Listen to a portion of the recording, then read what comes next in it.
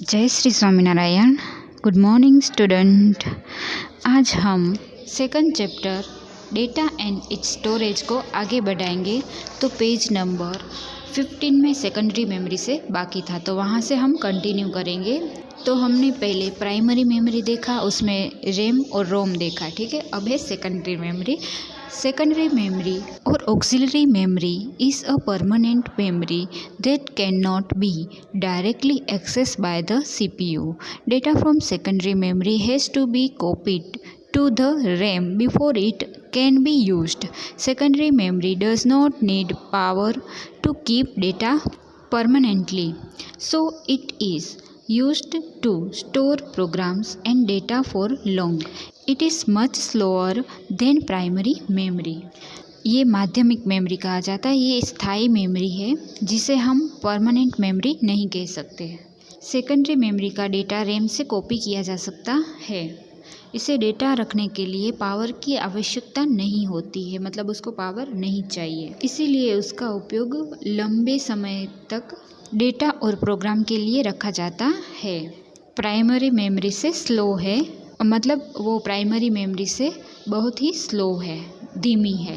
Hard disks, floppies, CDs, DVDs and pen drives are some devices that work as secondary memory. ये सब secondary memory के device है जो secondary memory में काम करते हैं। Devices like hard disk drivers are internal inside the computer, मतलब वो इंटरनल अंदर होता है, ड्राइवर होता है वो कंप्यूटर में अंदर होता है। While CDs and pen drives offer external storage, ये एक्सटर्नल स्टोरेज है, मतलब बाहर के स्टोरेज है। A computer usually has much more secondary memory than primary memory. For example, it may have a 500 GB hard disk but only 5 GB of RAM.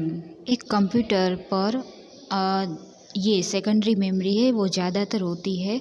इसमें example के रूप में हम देखें तो 500 GB हार्ड डिस्क है पर उसमें 4 GB रैम होती है। अब है हार्ड डिस्क ड्राइव।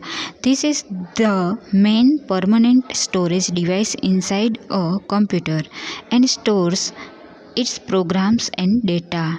ये कंप्यूटर के अंदर होता है और उसमें डेटा का संग्रह स्टोर करता है, मतलब डेटा को उसके अंदर स्टोर करता है हार्ड डिस्क में, ठीक है। It consistence of a number of disks called platters stacked one on top of the other.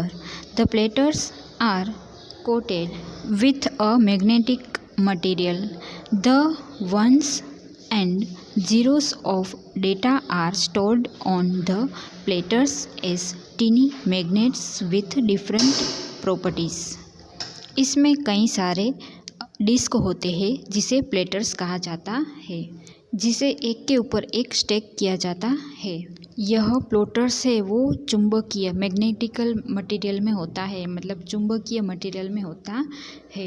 यह है वो छोटे छोटे डेटा में स्टोर होते हैं। वो प्लेटर्स में मैग्नेट में डिफरेंट प्रॉपर्टीज़ में होते हैं। Moving heads read and write data as the platters rotate. A hard disk hard drive can store a large amount of data 1 TB or more. यहाँ पे जो मूविंग हेड्स है वो डेटा को रीड करते हैं, राइट करते हैं, और यहाँ पे जो प्लेटर्स है वो घूमते भी है। यहाँ पे जो हार्ड डिस्क है वो बड़ी मात्रा में है जो डेटा स्टोर करता है। यहाँ पे 1 TB या उससे भी ज़्यादा डेटा हार्ड डिस्क में आ सकता है। जैसे कि हमने आगे देखा जो उसकी साइज़ थी GB, KB ये सब MB, तो यहाँ TB है वो कहाँ यूज़ होता है, कहाँ आता है, तो हार्ड डिस्क में आता है, ये हमने जाना। अब उसके बाद है floppy and zip disk. This removable disk store data on a thin disk coated with magnetical material. Floppy disks can store up to 1.44 MB of data. ये है रिमूवेबल डिस्क है जो डेटा स्टोर करती है, वो पतली है और साथ में मैग्नेटिकल मटेरियल है इसमें भी। Floppy disk 1.44 MB data store कर सकती है। Zip disk can store up to 750 MB of data. Floppy and zip disks have been replaced by CDs, pen drives, etc., which store much more data.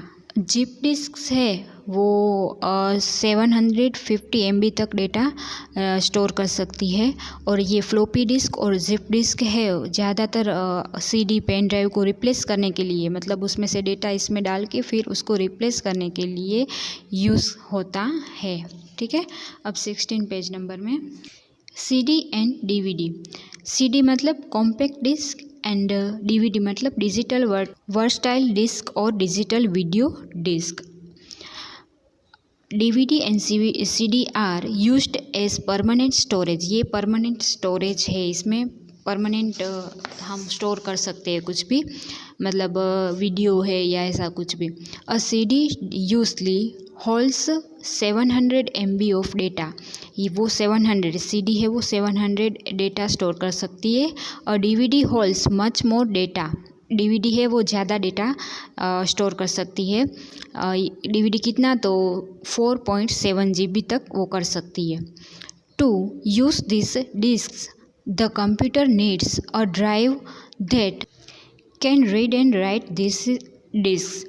The driver use a laser to read and write data. Laser से data है उसको read मतलब पढ़ा जाता है, right मतलब लिखा जाता है।